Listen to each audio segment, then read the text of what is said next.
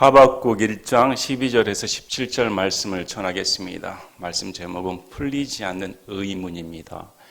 신앙생활을 하면서 인생의 고난이 닥쳐올 때 도대체 답이 무엇인가 궁금증이 생길 때가 많습니다. 기도를 해도 하나님께서 침묵으로 일관하실 때 믿는 자들의 마음 가운데는 당연히 의심이 들고 불신의 생각이 듭니다. 왜 하나님께서 나에게 이런 고난을 내버려 두실까? 고난의 의미는 무엇일까? 하루빨리 하나님의 응답을 듣고 싶은데, 하루빨리 하나님의 체험을 듣고 싶은데 그런 응답의 기간이 길어진다면 당연히 믿는 자들의 마음이 낙심이 되고 하나님이 과연 내 편에 계시는가 이렇게 의구심이 들 때가 있습니다. 그 의구심의 대표적인 자가 욥이었습니다. 욥은 의로운 자였습니다. 흠이 없는 자였습니다. 그런데 사탄의 시기를 받아 하나님의 허락하에 사탄으로부터 시험을 극악한 고난을 당하게 되었습니다. 왜 내가 죄가 없는데 이런 고난이 몰려온단 말입니까?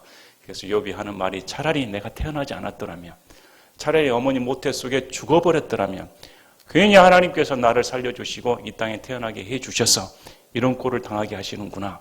하나님을 원망했습니다. 그리할 때 하나님께서 욥에게 나타나 전능자가 어떤 분이신가 하나님의 인격을 대면했을 때 바로 엎드려 버립니다. 나는 아무것도 아닙니다. 전능하신 하나님, 온 우주를 주관하신 하나님께서 인간은 한낱 하나님 앞에 창조물에 불과한 거였습니다.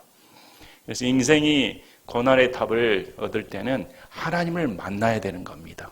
하나님이란 인격체를 만날 때 내 가운데 있는 모든 의문점, 모든 의심이 다 물러가게 되는 것이죠. 이와 달리 하박국은 개인의 문제로 기도하는 것이 아니고 국가적인 죄악에 빠진 상태를 보고 하나님께 나와 기도하는 상태였습니다. 사람이 고난을 느끼고 있다는 것은 살아있다는 증거입니다. 아이가 태어났을 때 제일 먼저 하는 것은 우는 겁니다. 울지 않는 아이는 죽었다고 판단이 되죠. 뭔가 이상이 있구나. 그래서 등을 토닥토닥하고 빨리 우는가 안 우는가 체크를 합니다. 마찬가지로 심장이 뛰는 한 인생의 고난은 없어지질 않습니다. 심장이 멈춰야 고난도 멈추는 겁니다. 아픔이 없는 사람 단 한 사람도 없습니다. 여기 앉아서 듣고 있는 모든 분들, 여러분이 심장이 뛰고 있으므로 다 저마다의 아픈 문제를 가지고 있습니다. 나는 아픈 문제가 하나도 없다 이렇게 주장하는 사람은 죽은 자일 뿐입니다. 살아 숨쉬는 모든 순간이 내게 고난이고 아픔의 연속인 겁니다. 그럼 예수님 믿는 사람은 어떨까요? 내가 살아있다는 믿음을 갖고 있다는 증거는 죄에 대한 고통인 겁니다. 죄에 대한 아픔인 겁니다. 사회악에 대한 분노인 겁니다. 사회악에 대한 절규인 겁니다.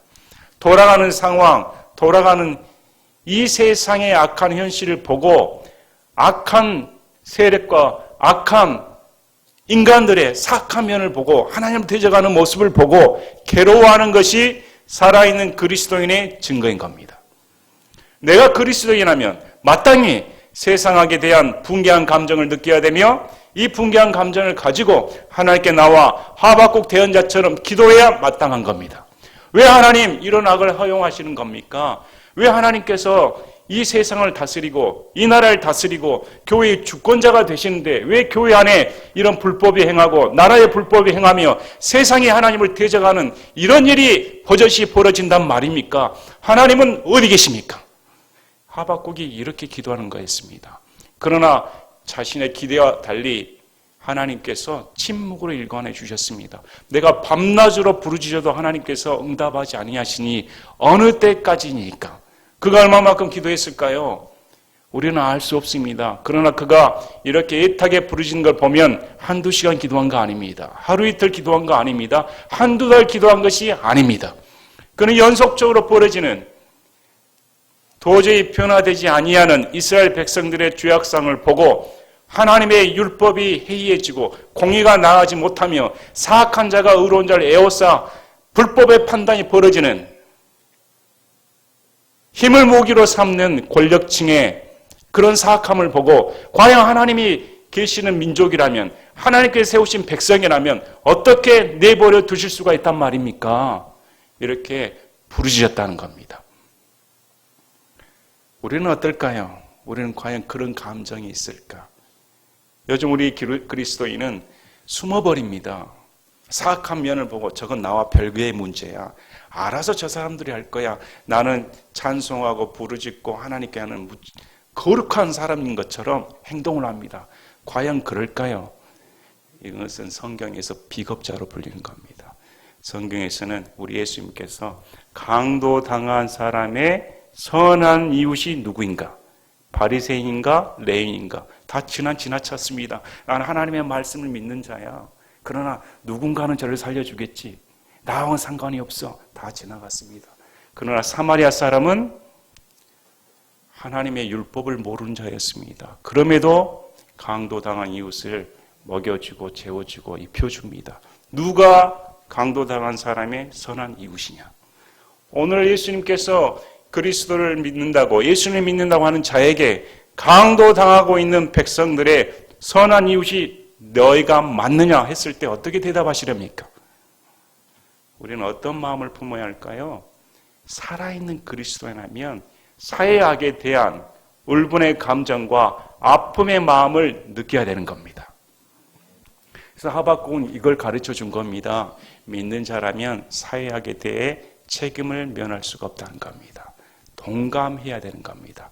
하나님의 말씀이 지켜지지 않는 것에 대해 아픈 문제를 느껴야 된다는 겁니다. 그것이 정상적인 사람입니다. 정상적인 그리스도라면 사회악에 대한 책임을 나에게 돌려야 되는 겁니다. 그래서 성경에서는 모든 대언자들이 그 문제를 가지고 하나님께 나와 기도했습니다. 그런데 하박국 대언자에게 질문은 두 가지였습니다. 이 앞절에서는 왜 하나님께서 대답하지 않으신 겁니까? 대답 좀 해달라는 겁니다. 그래서 하나님께서 하박국 대언자의 기도를 들어주시고 대답하셨습니다. 내가 악은 철저히 응징을 한다. 갈대아 사람을 통해 악랄하고 사악하며 잔인무도한 바벨론 제국을 일으켜 박살내버리겠다는 겁니다. 응징을 해주겠다. 너희 사는 날 동안에, 하박국이 살아있는 날 동안에 너희 날들에 그 일을 지체하지 않고 행하겠다는 겁니다. 그들은 피눈물도 없습니다. 이전의 제국들은 타협하면 됐습니다. 그냥 무릎을 꿇고 조아리고 조공을 바치겠습니다 하면 해결될 문제였습니다. 그러나 갈대아 민족은 다르다는 겁니다. 갈대아 민족은 그런 아량이 없습니다. 다 잡아가 버리고 짓밟아 버린다는 겁니다. 철저히 밟아버리겠다. 이렇게 대답하신 겁니다.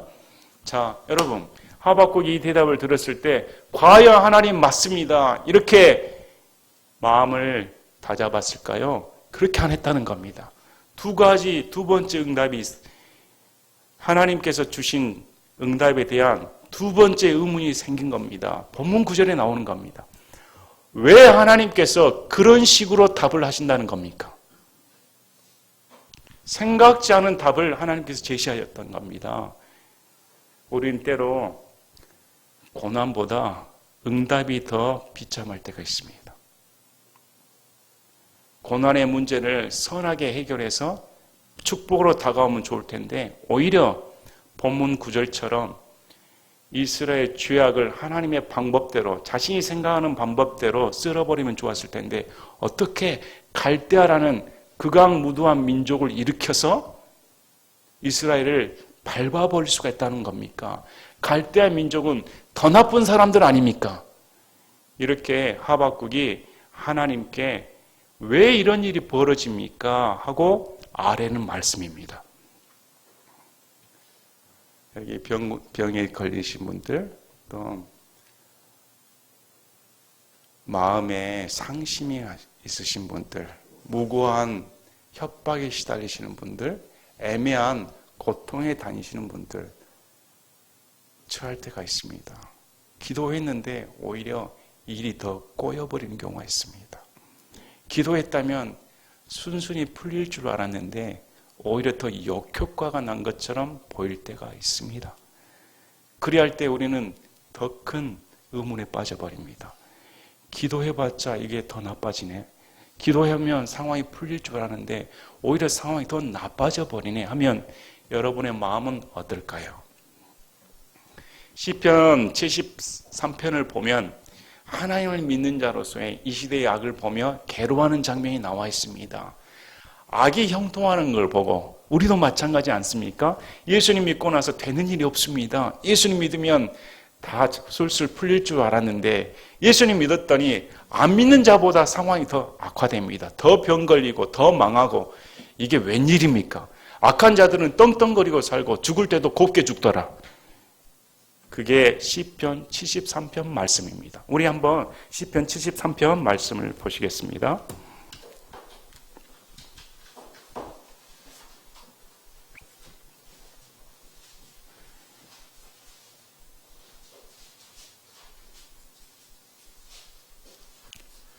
시편 73편 1절 제가 한번 읽어드리겠습니다. 진실로 하나님은 이스라엘에게 곧 마음이 깨끗한 자에게 선하시도다. 그러나 나로 말하건대 내 발은 거의 지나갈 뻔하였고 내 걸음은 미끄러질 뻔하였으니 시편 기자는 하나님이 진실로 선하시다고 믿었습니다. 선하신 분이었습니다. 그런데 그 믿음이 흔들릴 뻔했다는 겁니다. 그 이유가 이는 내가 사악한 자들의 번영을 보고 어리석은 자들을 부러워했기 때문이로다. 주위를 둘러보니까 사악한 자들이 더 잘 삽니다. 악이 징벌을 받지 않습니다. 더 번영해버립니다. 과연 선하신 하나님이 계실까? 의문이 든다는 겁니다. 그들은 죽을 때에도 조이는 끈이 없고 오히려 힘이 강건하며 다른 사람들 같이 고난 중에 있지도 아니하고 다른 사람들 같이 재앙을 당하지도 아니하나니 그러므로 교만이 사슬처럼 그들을 두리고 폭력이 옷처럼 그들을 감싸는도다. 죽을 때 하나님께서 죽는 순간에도 벌을 내리실 줄 알았는데 죽을 때에도 곱게 죽더라. 야, 예수님 믿는 사람 봤더니 비참하게 살다가 더 비참하게 죽더라. 과연 하나님이 계시는가? 이들의 번영을 보니 과연 하나님이 살아계시는가? 의문점이 들었다는 겁니다. 그들의 눈은 기름져서 솟아오르고 그들이 가진 것은 마음이 원하는 것보다 더 많으며 그들은 부패한 자로서 학대하는 것에 관하여 악하게 말하고 거만하게 말하며 그들의 입은 하늘들을 대직하며 놓여있고 그들의 혀는 땅을 활보하는도다. 그러므로 그분의 백성이 여기로 돌아오며 그들이 잔에 가득한 물을 쥐어짜서 그들에게 부으며 말하기를 하나님이 어찌하시느냐 지극히 높으신 이에게 지식이 있느냐 하는도다. 조롱했다는 겁니다. 믿는 자들을 조롱하고 너희 하나님이 계셔? 지식이 있으셔? 봐라. 우리는 떵떵거린다. 우리에게는 힘이 있다. 보라 이들은 경건치 아니한 자들이로되 세상에서 형통하며 재물을 불리는도다.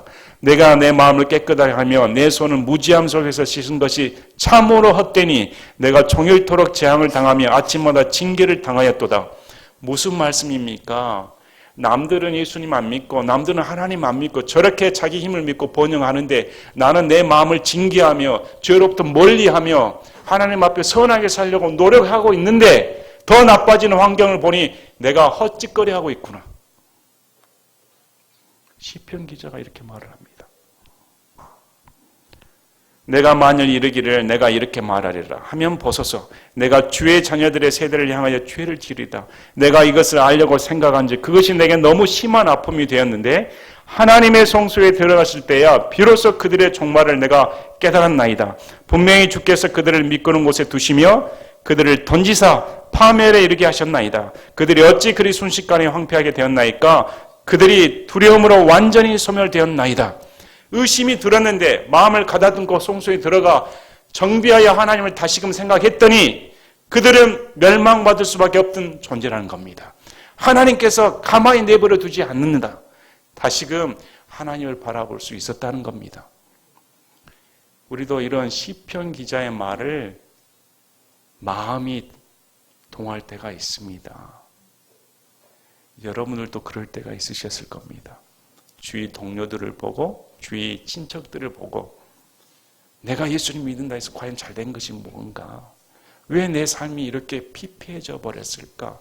왜 이렇게 공경에 처했을까? 이런 시편 기자처럼 하나님을 의심할 때가 있습니다. 하박국 대언자도 마찬가지였다는 겁니다. 하박국 대언자도 그런 의심의 순간에 하나님께 나왔는데 하나님께서 더 큰 악을 일으켜 징벌 하시니 왜 정결하신 그분이 악을 허용한단 말입니까? 이렇게 하박국 대언자가 기도하는 겁니다.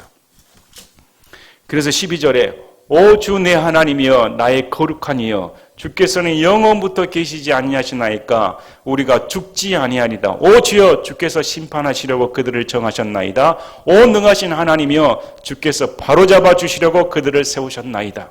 12절에는 하박국의 신앙의 말씀이 압축되어 적혀져 있습니다. 그가 하나님을 어떻게 바라보고 있는가, 또 이 사건을 통해 하나님께서 어떤 역사를 일으키시려고 하는가 관점을 두고 있다는 겁니다.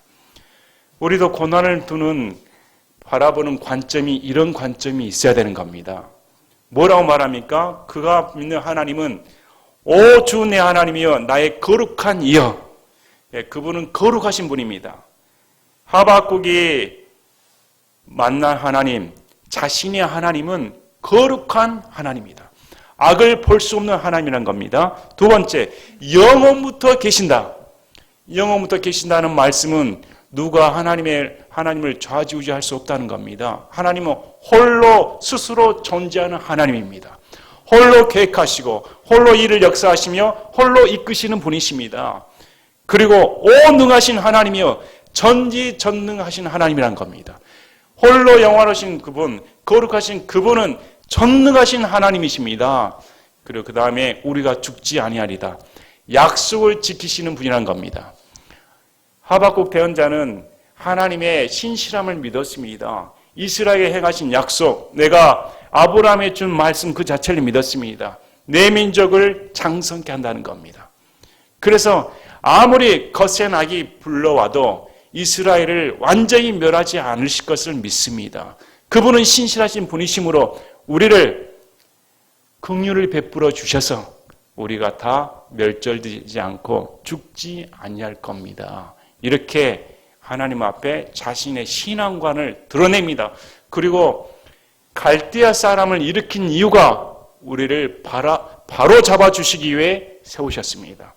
이 역사를 일으키시는 하나님께서는 갈대아 민족을 통해 이스라엘의 패약상을 지목하시고 고쳐주시기 위해 바로잡아 주시기 위해 이 역사를 일으키셨습니다 하고 하박국이 말을 하는 겁니다. 사랑한 만큼 고통이 심하게 다가오는 겁니다. 여러분을 하나님께서 사랑한 만큼 고난의 강도가 세게 다가옵니다. 여러분이 하나님을 사랑한 만큼 매질이 심하다는 겁니다. 하나님께서는 이스라엘 백성의 죄악상을 매질하실 때 우리 인간들처럼 하지 않습니다. 쉽게 말하면 어영부영 넘어가지는 않습니다. 대충 넘어가지는 않습니다. 인간적인 정으로 봐주는 건 없습니다. 하나님께서 매를 대시면 철저하고 완벽하게 뿌리를 뽑아버리고자 하신다는 겁니다. 뭘 동원해서라도 갈대아 민족, 악한 민족을 동원해서라도 이스라엘을 고쳐주시겠다는 겁니다. 마찬가지로 우리 믿는 자를 한 사람을 위해, 저와 여러분을 위해 고난은 여러분의 징계를 위한 필수 도구인 겁니다. 그 징계가 필요한 이유는 우리를 바로잡아 주시기 위한 것이죠. 우리의 마음이 삐뚤어지고 우리의 신앙이 삐뚤어지기 때문에 악을 허용하셔서 악이라도 통해 우리를 징계하게 해 주신다. 그래서 오카는 목사님 말씀처럼 명언을 남기셨습니다. 축복은 고난의 가면을 쓰고 다가온다. 우리가 축복을 받으려면 고난을 먼저 받아야 된다는 겁니다. 믿는 자에게는 고난 자체가 불행으로 끝나지 않습니다. 믿는 자에게는 그 고난의 결과가 축복인 겁니다. 그 축복은 우리가 하나님 앞에 바로 세워지는 겁니다. 하나님께서는 우리에게 목표가 하나밖에 없습니다. 이 세상에서 잘 먹고 잘 사고 떵떵거리고 누는 것, 하나님의 글쎄요, 제일 큰 관심은 우리의 신앙입니다. 우리의 신앙이 하나님 앞에 바로 잡는 것이 가장 큰 목표인 겁니다. 그래서 사람들이 불행을 통해 하나님께 나오지 않습니까? 저희 아버지도 암으로 돌아가셨습니다. 아버지는 대놓고 하나님을 대적하셨던 분이었습니다. 하나님을 욕하던 분이셨습니다. 그래서 어떻게 아버지께서 하나님을 믿을 수가 있을까? 하나님이 과연 우리 아버지를 구원시킬 수가 있을까? 저렇게 마음이 강팍하고 저런 분은 글쎄 마음이 애탔습니다. 그래도 나이 드시기 전에 얼른 예수님 영접해야 될 텐데 이거 쳐다보니 도저히 기회가 오질 않고 마음이 하나님 앞에 열려지지가 않을 것 같았습니다. 그런데 암이 찾아오니까 마음이 누그러지고 본인의 생명이 얼마 남지 않은 걸 보시고 인생을 되돌아보셨습니다.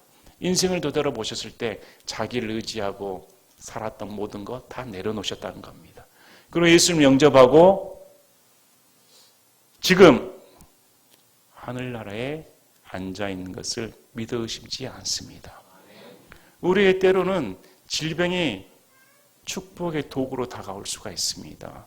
인간의 눈으로 보니까 불행으로 보는 것이지 하나님 편에서 보시면 오히려 고난이 내게 유익이다.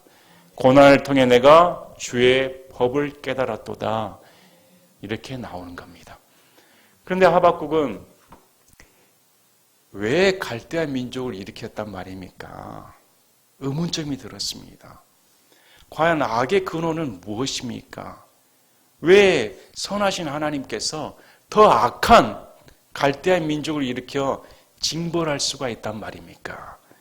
그래서 13절에 주께서는 눈이 정결하셔서 악을 보지 못하시며 또 불법을 보지 못하시거늘 어찌하여 배신한 자들을 바라만 보시고 사악한 자가 자기보다 더 의로운 자를 삼키는데도 주의 혀를 억제하시나이까? 이스라엘이 아무리 불법을 저지르고 악행을 행한다 할지라도 바벨론 사람만큼 잔인하지는 않았다는 겁니다. 이스라엘도 나쁜 사람들이었습니다. 근데 바벨론을 보십시오. 저렇게 잔인무도한 사람들을 어떻게 일으켜서 그보다 더 의로운 이스라엘 백성을 침략하게 하셨단 말입니까?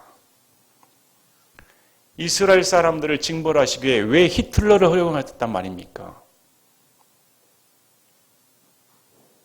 하나님 이건 너무하지 않습니까? 하나님은 악을 허용하지 않는데 악을 바라보지 못하시는 분인데 왜 갈대아 민족을 통하여 더 큰 악을 행하시는 겁니까? 도저히 이해가 되질 않습니다. 이렇게 하박국 대언자가 하나님께 물어보는 겁니다. 또 주께서는 어찌하여 사람들을 바다의 물고기 같게 하시며 자기들을 다스릴 치리자도 없는 기어다니는 것들 같게 하시나이까? 그들은 낚시로 그들 모두를 끌어올리고 자기들의 그물로 그들을 잡으며 자기들의 끄는 그물로 그들을 모으고 그런 까닭에 기뻐하고 즐거워하나이다. 하나님께서 관여 안 하셨습니다. 바벨론 사람들은 자신들의 도구를 믿었습니다. 자신들의 힘을 믿었습니다. 무법천지였습니다. 가릴 것이 없습니다. 민족들을 다 통째로 집어삼켰습니다. 왜 하나님께서 내버려 두실 수가 있으십니까?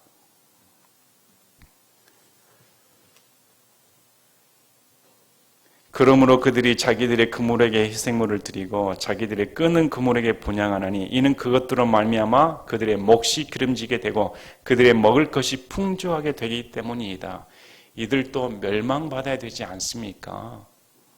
하나님은 거룩하신 분이신데 하박국은 하나님의 속성에 대해 우리에게 깨우쳐 줍니다. 하나님은 너무 거룩하셔서 악을 보지도 않으신 분이라는 것. 그래서 요한일서 1장 5절에 그런즉 우리가 그분에게서 듣고 너에게 밝히 드러내는 소식이 이것이니 곧 하나님은 빛이시요 그분 안에는 전혀 어둠이 없다는 것이라. 하나님께는 어둠이 없습니다. 악이 존재할 수가 없습니다. 그런데 왜 악을 허용하시는 겁니까? 인생의 의문입니다. 사회악을 바라보고 사회악을 척결하고자 사람들이 학생운동에 빠집니다. 민중운동에 빠지기도 합니다. 그러나 그렇게 하면 사회혁명이 일어날 줄 알았는데 그 이면에는 오히려 더 이전보다 부패하고 거짓되고 사악한 면을 보게 됩니다. 실망하게 됩니다. 악은 언제나 존재해 왔습니다. 사회개혁을 한다고 해서 이 악이 사라지지는 않습니다. 더 악랄해져 갈 뿐입니다. 왜 이런 악들이 허용될까요? 왜 하나님께서는 이런 악들을 허용해서 교회가 핍박을 당하고 하나님 말씀이 땅에 떨어지고 신자들의 마음이 울부짖어야 이런 환경에 처해야 될까요? 그래서 하나님께서는 악을 철저히 징벌하신다 가르쳐 줍니다. 악을 철저히 징벌하시는 결정판이 어디입니까? 십자가입니다. 십자가에서 죄 없으신 우리 예수님께서 죄 자체가 되어 하나님의 심판을 온몸으로 받습니다. 거룩하신 그분은 아무리 하나님 아들이 할지라도 죄가 된 그분을 가까이 둘 수가 없습니다. 버릴 수밖에 없다는 겁니다. 그래서 우리 예수님께서 나의 하나님 나의 하나님 어찌하여 나를 버리셨나이까? 그분은 겟세마네 기도를 올리셨습니다. 도저히 이 잔을 받기 싫습니다. 하나님과 분리되는 그런 고통의 잔을 감당할 수가 없습니다. 왜 하나님께서 이런 잔을 내게 씌우십니까? 그러나 할 수만 있다면 잔을 지어주시고 그러나 내 뜻대로 마옵시고 아버지 뜻대로 되기를 원합니다. 하나님의 위치에서 인간으로 낮아지시나 우리 예수님조차 왜 하나님 아버지께서 나를 버리셨는가 의무시했다는 겁니다. 예수님조차 그 이유가 악을 보지 못하신다는 겁니다. 심판은 철저하게 행해지는 겁니다. 심판이 2000년 전에 이미 이루어져 버린 겁니다. 그래서 불신자들에게는 용서의 기회가 주어지질 않습니다. 안 믿는 자는 이미 정죄를 받아버렸다. 2000년 전에 심판이 이루어졌고 용서가 이루어졌기 때문에 십자가 공로를 믿지 않는 불신자에게는 더 이상 화해가 없는 겁니다. 우리가 이 하나님의 거룩한 속성을 안다면 얼마나 두렵고 무서우신 분인가, 얼마나 죄를 멀리하시는 분이신가 알 수가 있습니다. 그래서 하박국 대언자의 이런 마음이 나오는 겁니다. 너무도 거룩하신 하나님께서 이 세상 돌아가는 것에 악이 판치니 이대로 내버려 두실 수가 있단 말입니까? 그들은 민족들을 지금도 갉아버리고 버거버리고 있습니다. 바벨론을 어떻게 하시렵니까? 여러분, 오늘날 우리 사회학을 보며 어떤 마음을 품습니까? 하나님 애타게 기도를 합니다. 하나님 이렇게 기도를 하면 사회악의 뿌리를 뽑아버려 주시길 원합니다. 더 이상 내 눈에서 거짓, 위장된 것들, 모든 실체가 드러나게 하시고 멸하여 주시기를 원합니다. 왜 악을 허용하신단 말입니까? 이렇게 하박국 대언자의 마음처럼 기도할 수밖에 없다는 겁니다. 두 번째 하박국 기도 나온 장면이었습니다. 하박국 대언자의 이런 기도문을 보면 그가 얼마만큼 하나님을 사랑하고 하나님을 얼마만큼 가까이 했는가 잘 느껴지는 대목입니다. 저같이 너무 부유하고 너무 편하게 세상을 살아가며 글쎄 고난은 이런 고통 가운데 있질 않으니까 또 세상 악을 바라보며 나를 지새우며 아파하며 쓰라리며 그런 고통을 못 느끼니까 그래서 하나님의 말씀이 이 심장 가운데 다가오질 않는다는 겁니다. 여러분은 어떻습니까? 과연 하박국 대언자의 마음, 말씀 한 구절 한 구절이 여러분의 심장 가운데 파고 드십니까? 과연 찔림을 받고 아픔을 느끼며 이렇게 살아야겠다. 이런 하나님을 믿는구나. 이렇게 생각이 드십니까? 그래서 우리가 이런 말씀을 보면서 참 믿는 자로서 사회악에 대한 책임을 느끼고 하나님 앞에 나와 기도하는 여러분이 되시기를 바랍니다.